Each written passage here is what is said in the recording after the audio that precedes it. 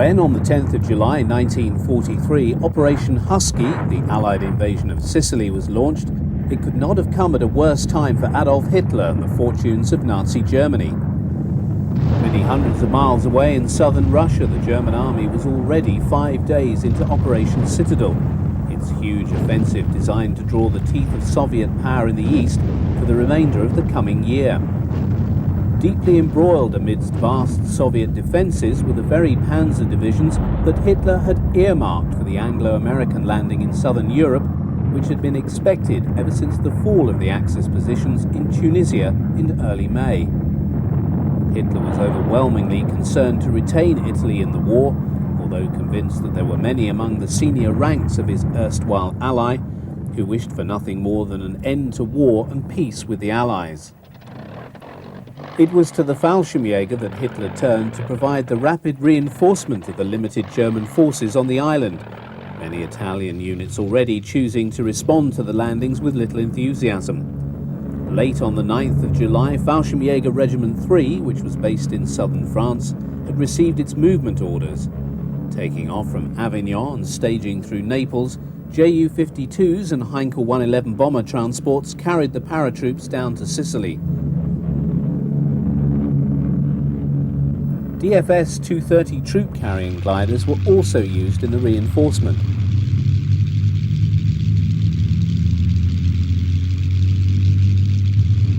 The formation deployed to this airfield in southern Italy are being towed by Dornier 17s, now obsolescent and relegated to such secondary roles. The Gotha 242 was most distinctive in appearance with its twin-boom design. It had entered service with the Luftwaffe in August 1941, and many were used on the Eastern Front for supply flights. The variant seen here is the earlier A model and can be recognised from the later B type by its use of a landing skid. The B variant introduced a tricycle landing gear that permitted easier recovery of the glider after landing. The 242 had a crew of 2 and could carry up to 21 fully equipped troops. It was the unique upswinging rear fuselage that allowed the 242 to carry heavier loads than a DFS 230. Here, an NSU Kettenkrad, a motorcycle half-track, is seen emerging from this particular 242. The Kettenkrad had been designed to be air-portable so as to provide the paratroops with their own special motorised vehicle.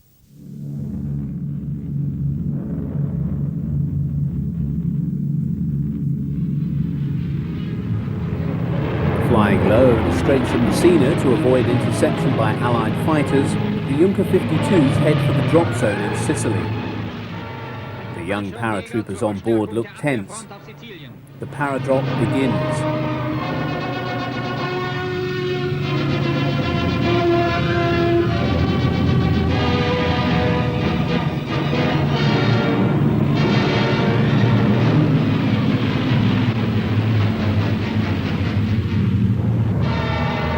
The second wave approaches the drop zone, although in this case the arrows jump from Heinkel 111s. This bomber had been pressed into service as a transport following the terrible losses in 1941-42 among the Ju-52 fleet. In this role it could carry 16 paras, more in fact than Tante. Clearly seen as the method employed by the Fallschirmjäger for carrying their weapons into battle. Although some jumped carrying their machine pistols or rifles, most placed these and heavier squad weapons, like the MG-34 or 42, in the special weapons containers that were dropped separately. At Catania, the Fallschirmjäger found themselves in combat with their British counterparts. Heavy fighting went on until the 18th and 19th of July, when breakthroughs by the Allied forces made the German positions precarious.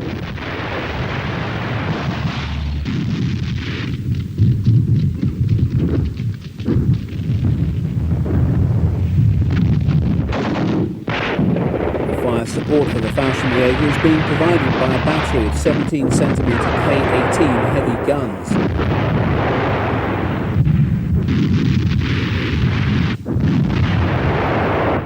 Prisoners from the Hermann Göring division were rounded up following the Allied breakthroughs of the 19th of July and the German decision to evacuate the island.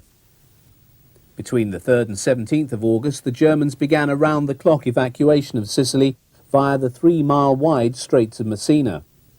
Troops still on the island, including the Fallschirmjäger, were ordered to delay the Allied advance for as long as possible to permit as many men and their equipment to be lifted off. On this occasion, Hitler did not demand of his men that they stand and fight, for he now needed as many German forces in Italy as possible. Beneath the protective umbrella provided by massed Luftwaffe light and heavy flak batteries mounted on the Italian side of the straits, the evacuation began using barges. Over the course of 2 weeks, the evacuation lifted off no fewer than 102,000 German and Italian troops from Sicily and brought them to the mainland. When General Patton finally captured Messina on the 17th, there were no German soldiers other than those already prisoners left on the island. Most of the Fallschirmjäger returned to Italy to fight another day.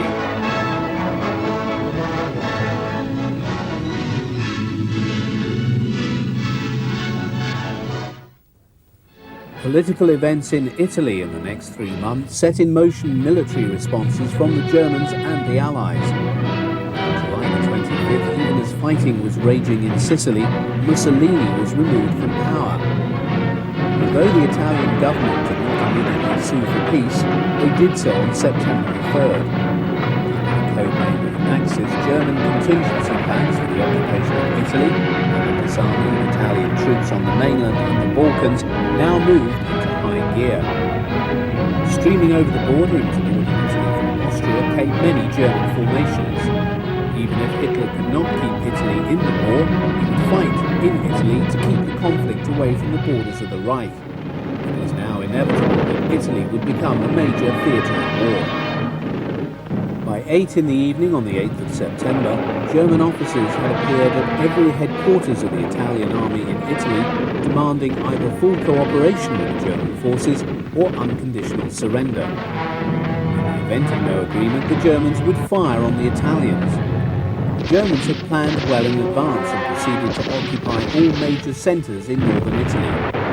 While many Italian units did surrender or were disarmed, the Germans were faced with considerable opposition. As part of the occupying force, Fallschirmjäger had been flown into Italy from their bases in France and found themselves fighting Italian troops to the north of Rome on September the 9th.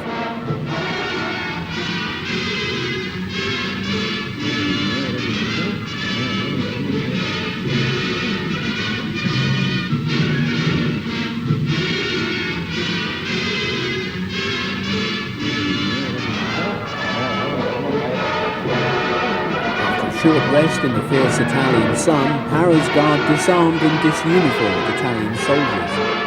Most of the Italian opposition neutralised, the Paras take whatever means of transport they can find and head south towards Rome.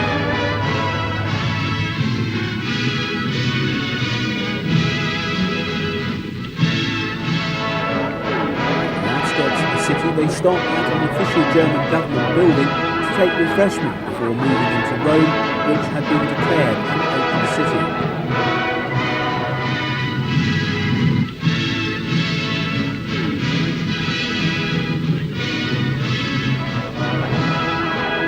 Fallschirmjäger patrol the streets of Rome, the Allies now enemies and a symbol of the occupying power. When Hitler asked the Italian government to hand over Mussolini, they refused and placed him under arrest at a secret location. Hitler chose SS Sturmbannführer Otto Skorzeny, an Austrian, to find and rescue Mussolini. After a search, he tracked the Duce to a mountain hotel at the Gran Sasso, and the plan he hatched was daring, dangerous and very difficult. Generalstudent made a point of wishing well the 20 Fallschirmjäger chosen to assist Skorzeny, who, in his plan, had rejected the notion of a frontal attack on the Gran Sasso. Access via the funicular railway made it impossible, and the Italians believed the mountain to be impregnable. So Skorzeny decided to employ a number of gliders to land on the small grass area near the hotel and exploit the element of surprise to overcome the large guard stationed there. The 20 Fallschirmjäger now joined the 50 SS men from Skorzeny's own special unit, and they then travelled on to the airfield at Pactica de Mare. Awaiting them were 12 DFS 230 gliders and their HS-126 transport aircraft. The 12 fully loaded gliders departed the airfield at 12:30 hours on the 12th of September. There was no doubting on the part of the glider pilots that they were engaged in a very risky operation. Their approach to the landing site would be highly visible, and the grass area available for the 12 machines to put down on was very tight. It is small wonder that Student and his glider experts believed the whole scheme quite fanciful and told Scorzeni exactly that. As the ground troops set out for the Gran Sasso, there must have been more than a few among them who, like Student, questioned the sanity of Scorzeni's scheme. Already the timetable had been changed by virtue of the late arrival at the Practica di Mare airfield of the 12 DFS 230 gliders. They had been brought from the Fallschirmjäger base in southern France and planned to have been on the field and waiting in the early hours of the 12th of September. It had been Scorzeni's intention to launch the assault at dawn, when the defenders would be totally unprepared for the German assault. Rather than lose 24 hours and risk the chance that their preparations had been detected, Scorzeni decided to risk executing the whole affair in daylight. The Gran Sasso came into view, and having cast off their tow lines, they were soon corkscrewing down around the hotel in which Mussolini was being kept prisoner.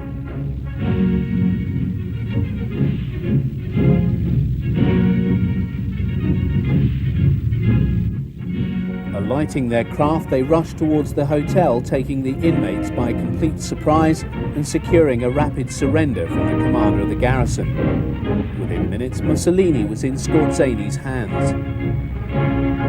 The ground forces now made their way up to the summit on the funicular railway.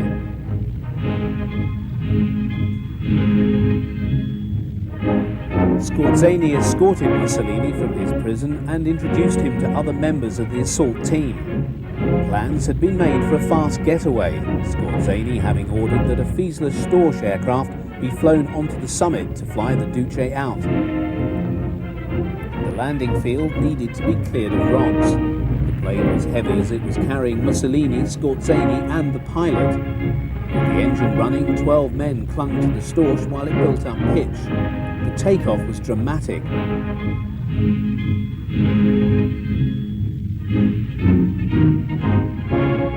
The Storch now flew on to Rome.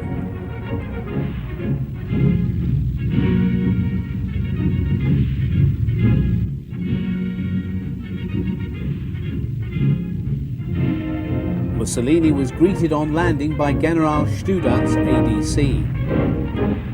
As there was ongoing fighting around Rome, a decision was taken to get Mussolini out of Italy as soon as possible. A Heinkel 111 transport was called up, and soon Scorzeni and the former Duce were flying on to Vienna.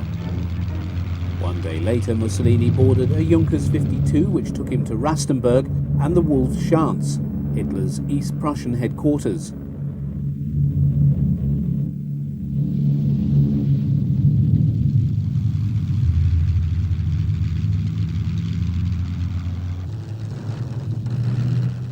The Führer was waiting at the airfield as the former Italian leader's aircraft came into view, and shortly after it had landed, strode up to Mussolini and warmly shook his hand. Only one German division was to hand when the Allies landed at Salerno to the south of Naples on September 9th. Kesselring, commander German forces southern Italy, had expected a landing to the north and had placed the bulk of his divisions there. As it was, the opposition put up by the Germans was enough to douse the heady optimism that the Allies would be in Naples just 5 days after the landings. The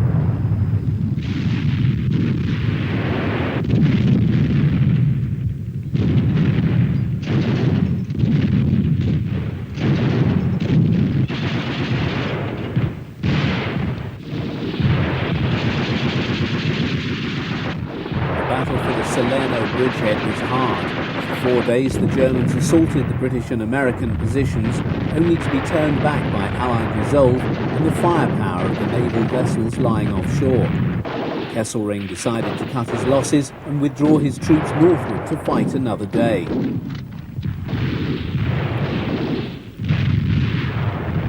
Although withdrawing, the the Germans exerted a price from the advancing Allies as they broke free of the hills around Salerno.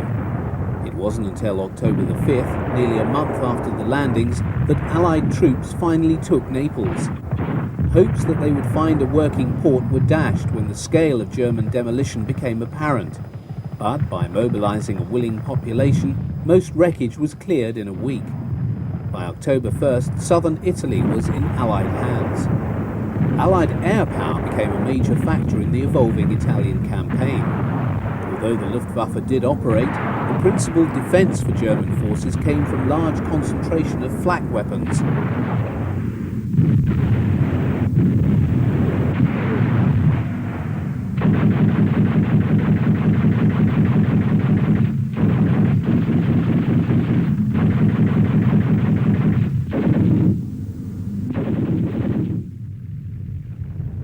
German strategy was to fight hard for the territory to the south of Rome.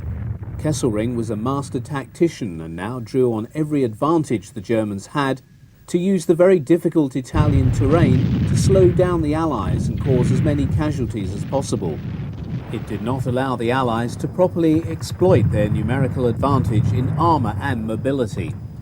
Winding roads and deep valleys, steep mountains and villages built of stone could all be turned into miniature fortresses. An occasional anti-tank gun placed here, an assault gun stationed there, could cause disproportionate losses on a much stronger enemy.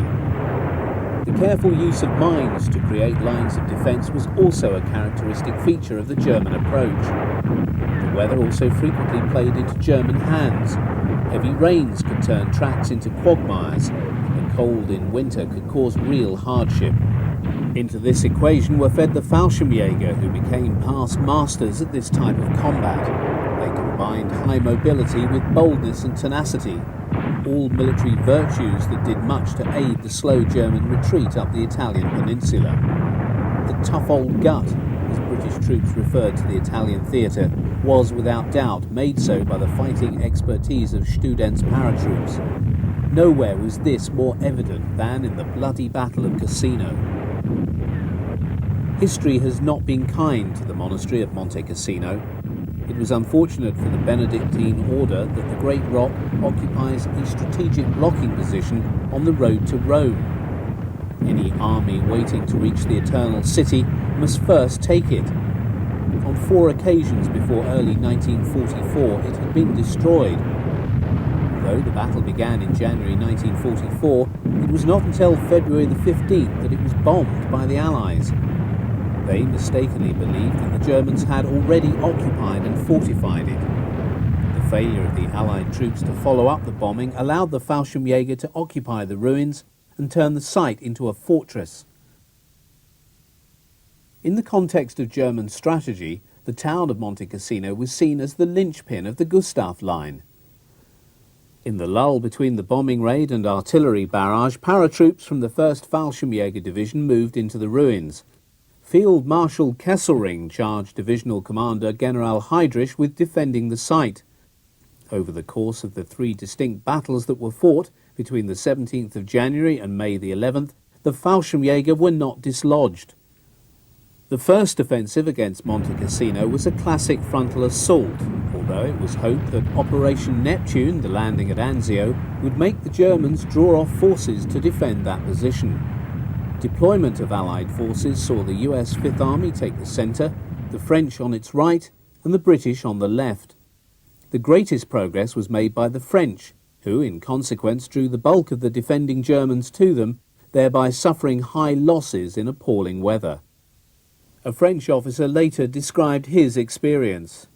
Battalions cling to the hillsides. Everywhere the enemy is counterattacking furiously. Men fall asleep under the shell fire in the midst of mines and bullets. Only their wounds make them wake up. They're killed almost before they realise it. The British forces managed to cross the swollen Garigliano River and established a bridgehead, but could get no further because of German resistance. In the centre, the US forces were badly roughed up, although they had managed to push up Mount Calvario, which lay to the immediate north of Cassino. The first battle ended on the 11th of February with high losses on both sides of the line. It was during the second battle that the monastery was bombed and the Fallschirmjäger moved into the ruins. The Allied effort was now made more difficult by these elite troops.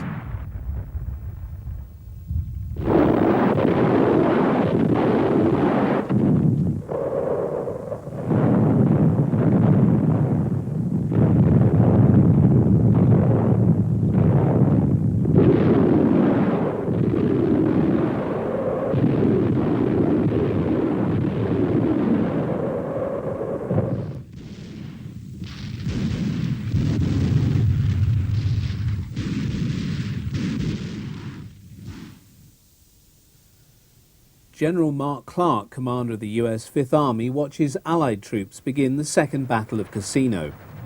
With hindsight, the bombing of the monastery was an error.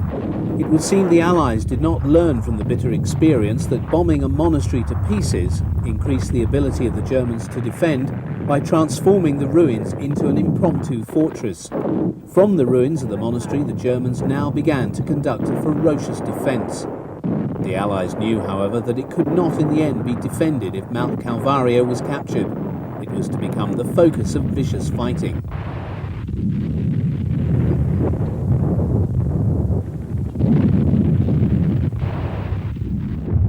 20th of February saw the 2nd Battalion of Fallschirmjäger Regiment 3, with support from the 10th Company, given the task of defending the ruins of Cassino.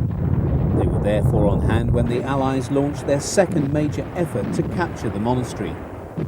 Braving the heavy aerial bombardment, the formation prepared to await the Allied assault. Within the ruins were some 300 paratroopers and 5 army assault guns detached to serve with the paras.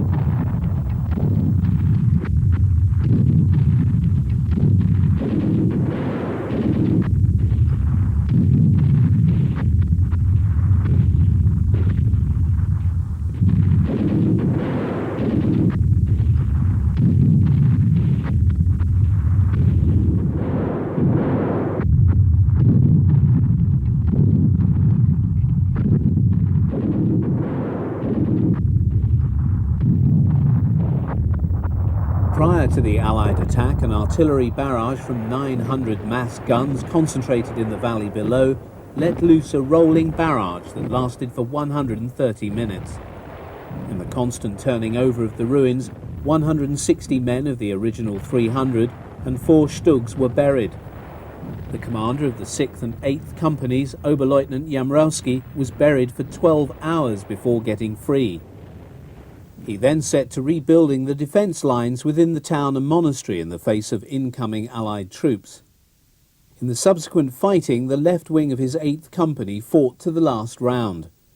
By the end of the day, he had succeeded in reconstituting the German lines and preventing an Allied advance. Throughout the course of the next few days, the Allies continued to launch attacks on the German positions, which came under great pressure, but they nevertheless held. Jamrowski was wounded on the 19th and evacuated from Cassino. He was awarded the Knight's Cross in June for his outstanding leadership.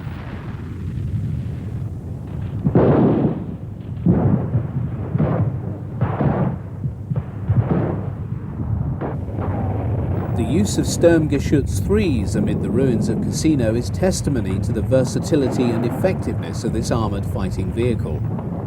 Originally designed for the purposes of infantry support, it had by 1943 emerged as a formidable tank killer. In the close country of Italy, its low silhouette allowed it to be effectively employed in the ambush role. The close proximity of the fighting in the ruins inevitably led to the taking of prisoners on both sides. Here, a number of British and Commonwealth troops had become POWs, courtesy of the Fallschirmjäger.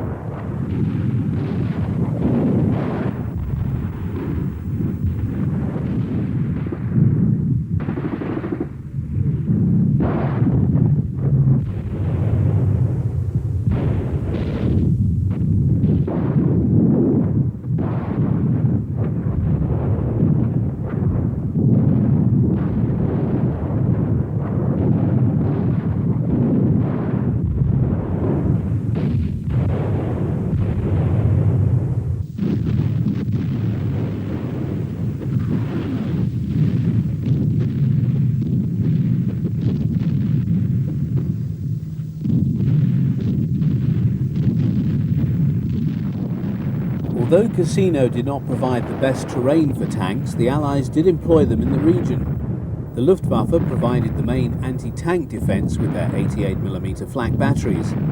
The 88mm gun was a formidable tank killer, and the Sherman, which was the principal Allied tank in the theatre, was highly vulnerable to it. German opinion of the Sherman was not complimentary, and its tendency to burn quickly once hit brought about its nickname, the Ronson Lighter.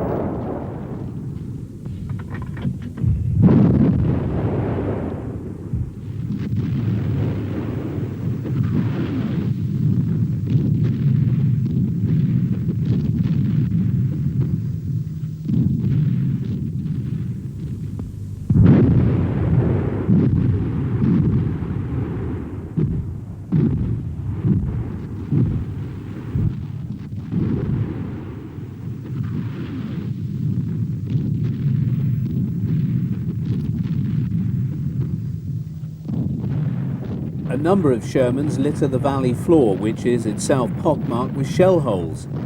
Artillery fire was employed by both sides in great quantities. Allied frustration was great in that the German defence of Cassino and successful defence of the Gustav Line prevented them from exploiting the superiority in mobility.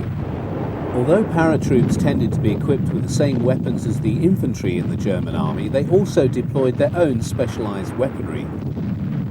Whilst the rifle was the standard K98K and the primary machine pistol the MP40, the Paras also deployed from mid-war onwards their own FG42. It was a modern design with many advanced features, including plastic butt, pistol grip and a bipod beneath the barrel to enable it to be used by its operator as a light machine gun. Due to the reduction in the size of the paratroop arm after Crete, it was not produced in large numbers but was valued by the paratroops. Heavier squad weapons included the MG34, but by the time of Cassino these had been mostly replaced by the formidable MG42. When the battle finally ended in May 1944, Cassino and the Gustav Line fell to a massive assault by the Allied forces. The ruins of the monastery were stormed by 50,000 men of the 11th Polish Corps.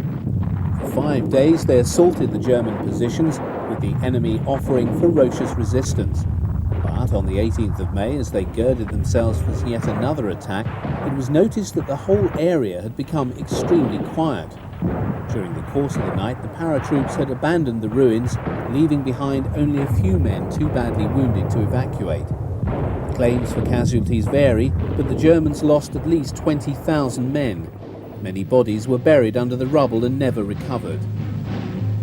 In the wake of the Allied capture of Cassino, German troops withdrew further up into Italy. The Fallschirmjäger were continually involved in fighting with the advancing Allied forces. This long sequence gives a good insight into the general conditions experienced by the troops at this time. Operating in conjunction with army formations, including panzer units, they fought many delaying actions.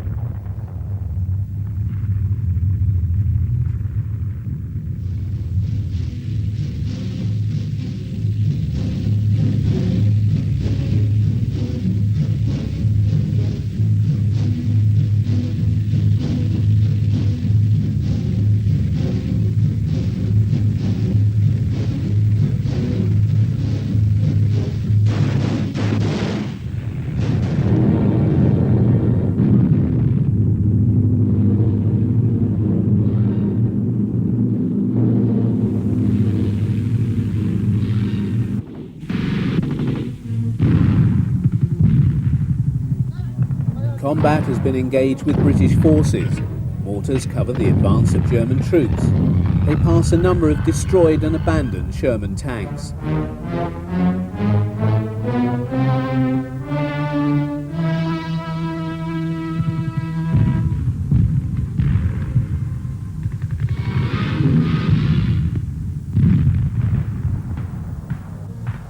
They take prisoners from an Indian division and British formation.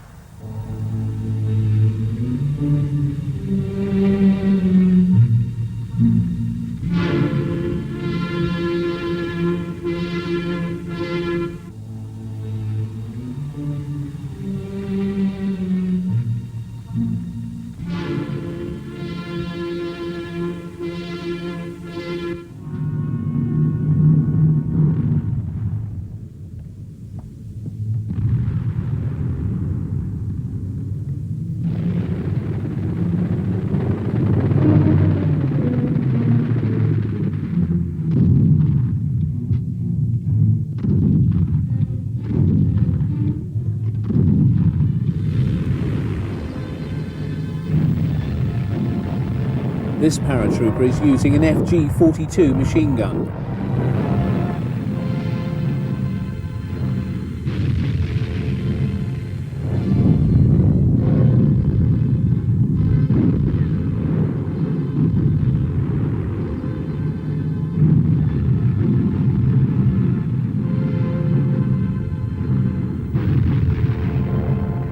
While this Fallschirmjäger appreciates his own very good luck.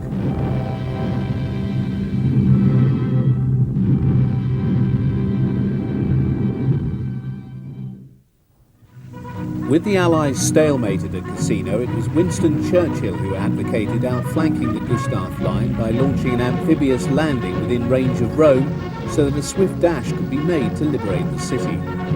While Operation Shingle, as the Anzio landing was called, took place successfully, the hesitation of the Allied commander allowed the Germans to react.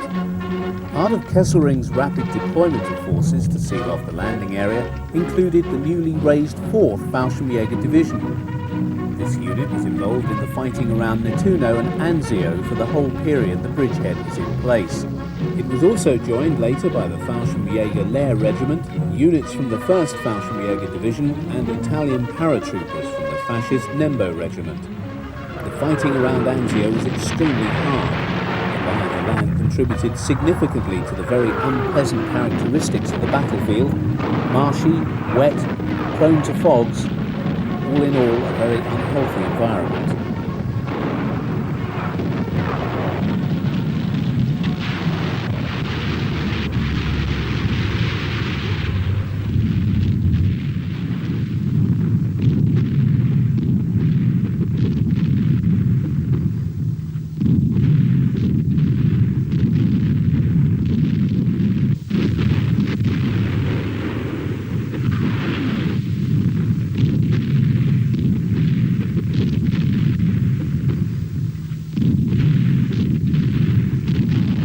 The Germans emplaced many flak and artillery batteries around the Anzio bridgehead.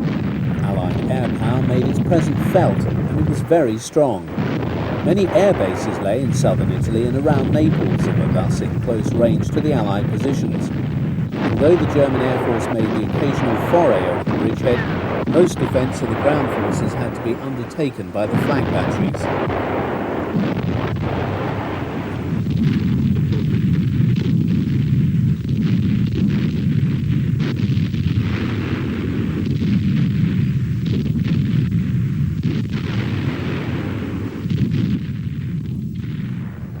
Major Hermann, commander of the Fallschirmjäger Lehr Regiment, is seen here. This formation was involved in a very vicious fight with a unit of US Rangers. One of the regiment's company commanders described the action. "We had no heavy weapons, only FG-42 submachine guns. We deployed to protect the counterattacks of our tanks, to check a force of Rangers who had thrust into the positions held by a neighbouring company. I launched a counterattack at one of their flanks, thus cutting off a large number of Americans from their unit. About 400 to 500 Americans fell into our hands. Others escaped and entrenched themselves in surrounding farms, but surrendered after an heroic stand. During this action I was shot twice, but kept on fighting until relieved by reinforcements."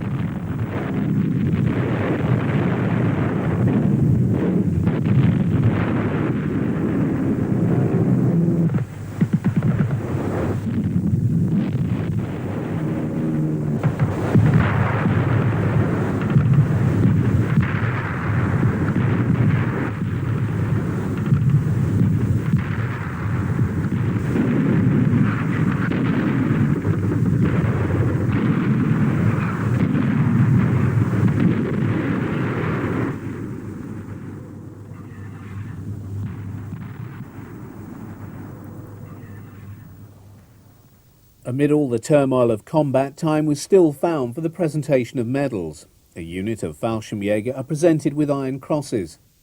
By the 23rd of May, with the capture of Cassino and the breaching of the Gustav line, the Germans abandoned their positions and began their retreat to the north, leaving 20,000 men at Cisterna.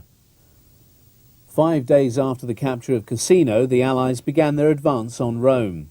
Threatened with an attack to his rear, Kesselring abandoned his positions at Anzio. On the evening of June the 4th, 2 days before D-Day in France, General Mark Clark drove his US Fifth Army into Rome to claim the credit for the liberation of the city. He was given an ecstatic welcome by the Romans. France was used by the Luftwaffe for the purposes of training and rebuilding Fallschirmjäger units, especially those having incurred heavy losses in Russia. In this unique colour sequence, new and veteran paratroops, some wearing the cuff title denoting service in Crete, are seen undergoing training in southern France.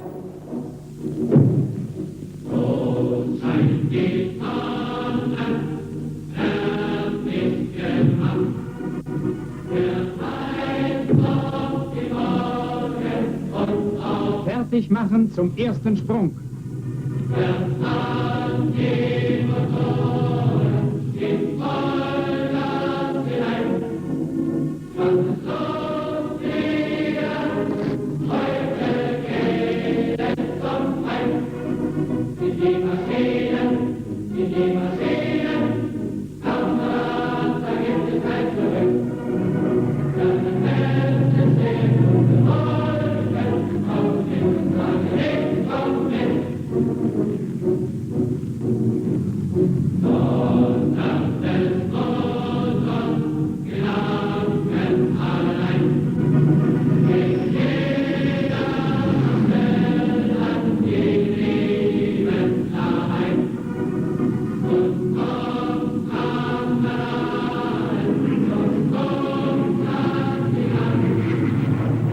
Of interest is the use of Italian SM-82 transports. Even before the Italians' surrender, the Luftwaffe had taken these aircraft into service in an attempt to make good the very heavy losses in Ju-52s. Many of the troops seen training found themselves shortly after being sent to Italy or fighting among the hedgerows of Normandy.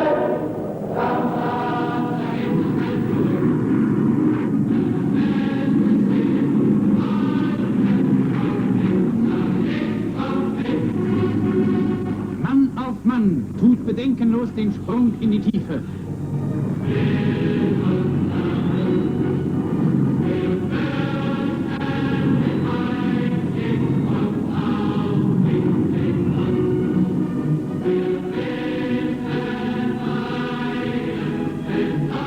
Nach der Landung blitzschnell an die Waffen.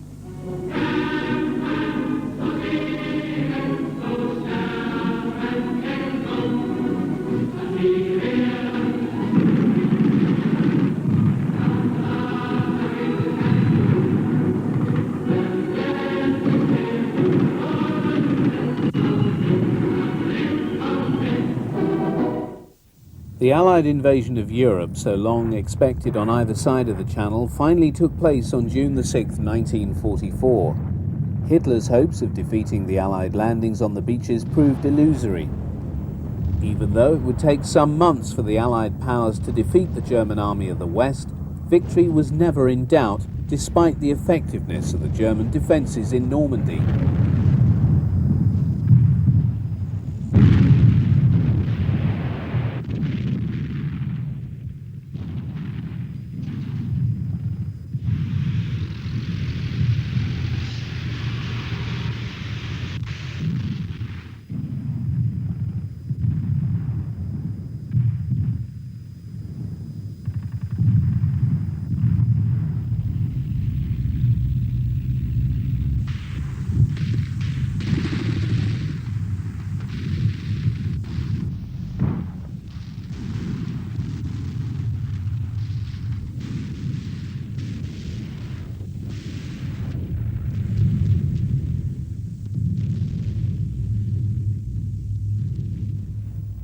US troops that landed in the Cherbourg Peninsula on D-Day were the first to encounter the Fallschirmjäger.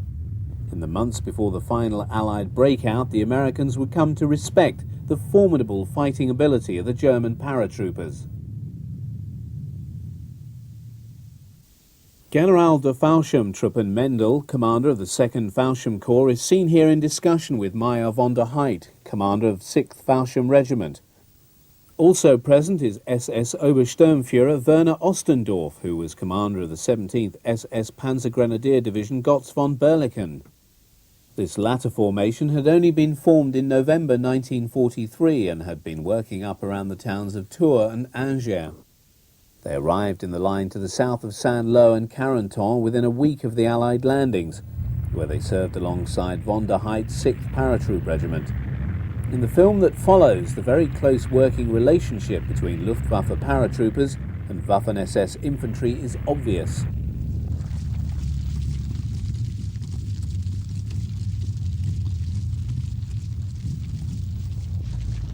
A company of the 13th Parachute Regiment of the 5th Parachute Division moves up to the line near the village of Champ-des-Losques. This particular formation lost its commanding officer on July the 15th, when Colonel Count von der Schulenburg was killed in action. Digging into the high hedgerows, a Panzerschreck team deployed to waylay approaching American armour. The film conveys extremely well both the height of the banks and the depth of the bocage country which the US forces had to slowly and expensively grind through. The British would also experience their share of frustration with the bocage countryside in their sector of the bridgehead.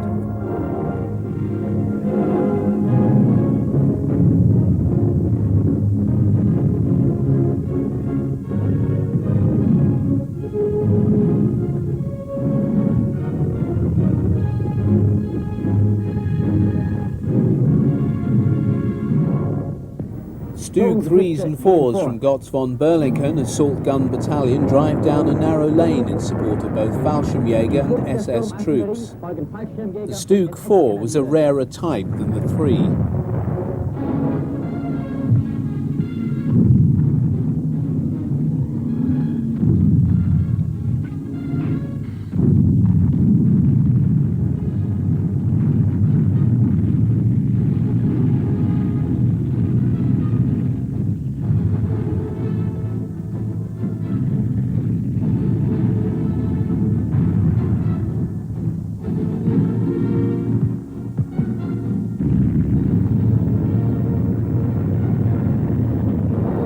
Of a Stug 3, a heavily armed detachment of paratroops carrying a Panzerschreck stay close to the hedgerows for cover.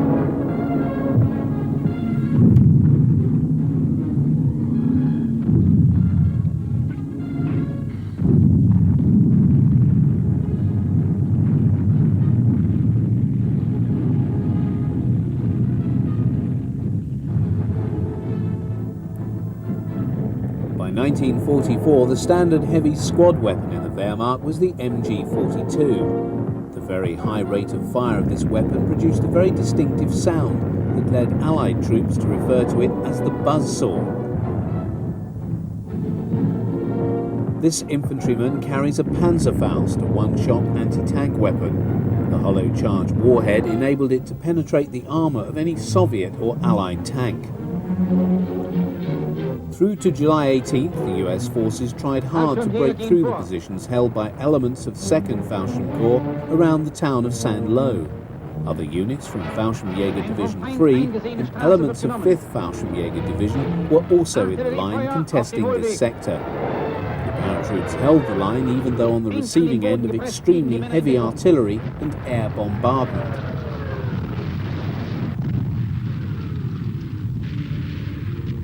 Stundenlang dauert das Trommelfeuer an, das unsere Männer vernichten soll.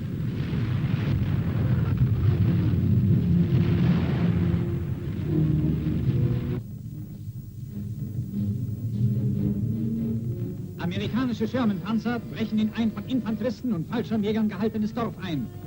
Ein deutscher Kriegsberichter filmt den Panzereinbruch aus unmittelbarer Nähe. Nach rechts und links sind unsere Männer ausgewichen. Through a gap, an American M4 Sherman tank can be seen passing a position held by paratroops. The Fallschirmjäger bring up their anti-tank weapons. These include a Panzerschreck. This fired a rocket shell with an 88mm caliber, which enabled it to penetrate the armour of a Sherman without much difficulty. Other paratroopers carry Panzerfausts.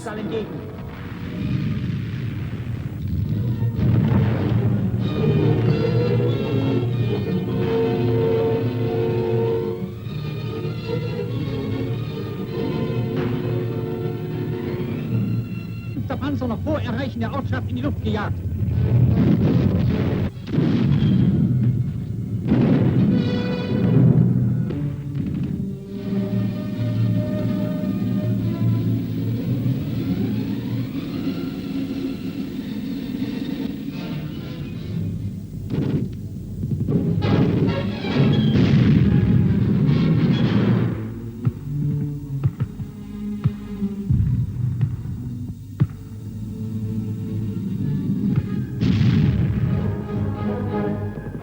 Fighting in the bocage was very hard and brutal, with little quarter being given on either side. Amerikanischer Infanterie. Hat einen schwer verwundeten Amerikaner gefunden.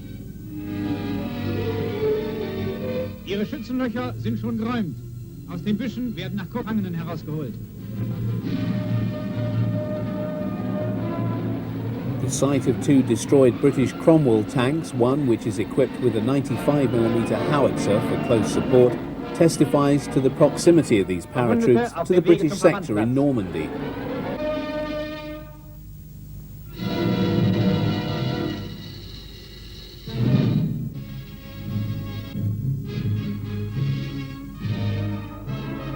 German paratroops bring in a number of American prisoners of war. Among those rounded up are US paratroopers.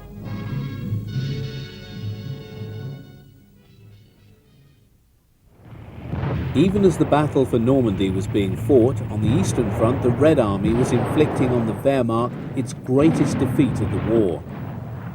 The destruction of Army Group Centre in the summer of 1944 had brought the Red Army to the Baltic states and the borders of East Prussia by the autumn. Fallschirmjäger were also in action in the east in this period. Serving alongside an assault gun detachment are a number of paratroopers, all of whom are heavily armed for anti-tank warfare and are carrying examples of the Panzerfaust and the Panzerschreck. While the assault gun goes into action in the tank killing role, which had by this time become its forte, other troops stalk and defeat a number of T-34s using their anti-tank weapons. The effect of the Panzerschreck is clearly seen here, the backblast being quite pronounced.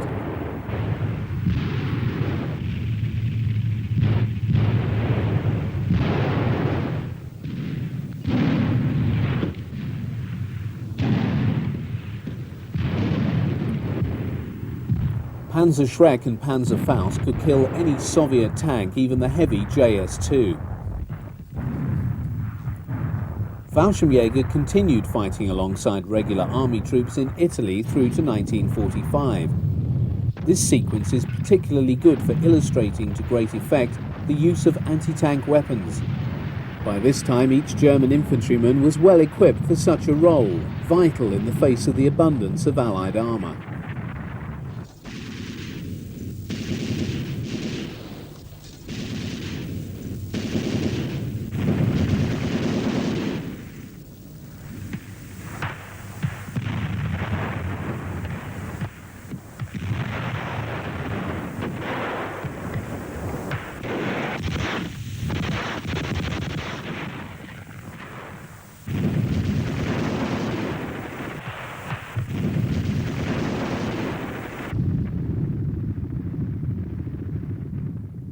By the end of 1944, German forces were defending the borders of the Reich. Many Fallschirmjäger units had been destroyed or surrendered in the Falaise pocket. The survivors were being reorganized and mainly placed in Kampfergruppen. Gazing out over a destroyed bridge on the Rhine is a Fallschirmjäger operating on the border with Holland. With the onset of winter, these paratroopers have adopted winter camouflage and are equipped for anti-tank warfare, being armed with Panzerfausts.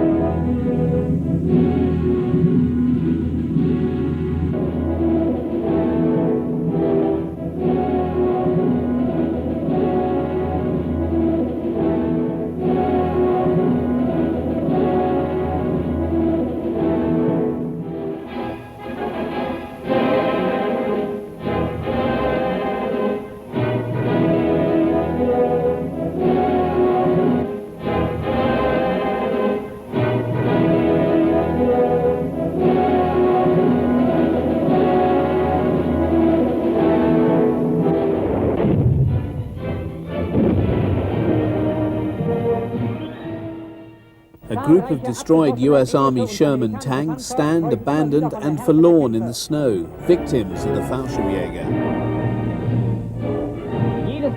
The paratroopers involved in the fighting in the Eifel during the early winter of 1944-45 had to contend with strong US forces.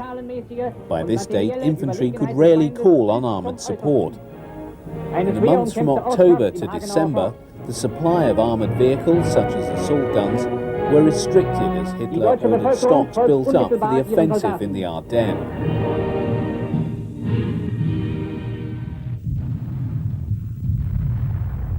The last major action in which the Fallschirmjäger participated was the Ardennes offensive launched in December 1944.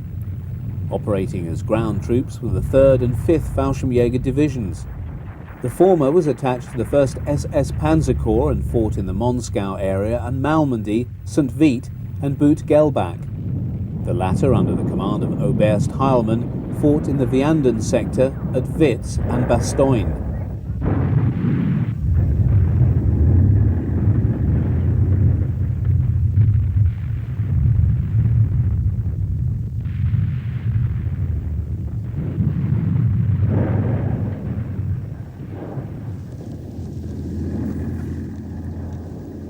In one of the classic late-war images, Fallschirmjäger hitching a ride on a King Tiger. With the inevitable failure of Operation Wacht am Rhein, the fate of Nazi Germany was sealed from both the east and the west. The disintegration of the German military machine as the Allies advanced into Germany meant that it was no longer possible to talk about the Fallschirmjäger as a coherent military formation. It is known that small units of paratroops fought on to the bitter end.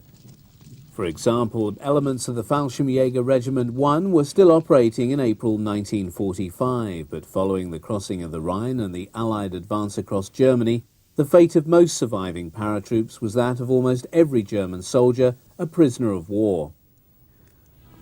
No more fitting tribute to the prowess of the Fallschirmjäger can be offered than those comments uttered by Field Marshal Alexander of Tunis.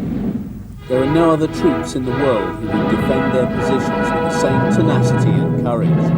These are bold and highly trained men, hardened through numerous engagements and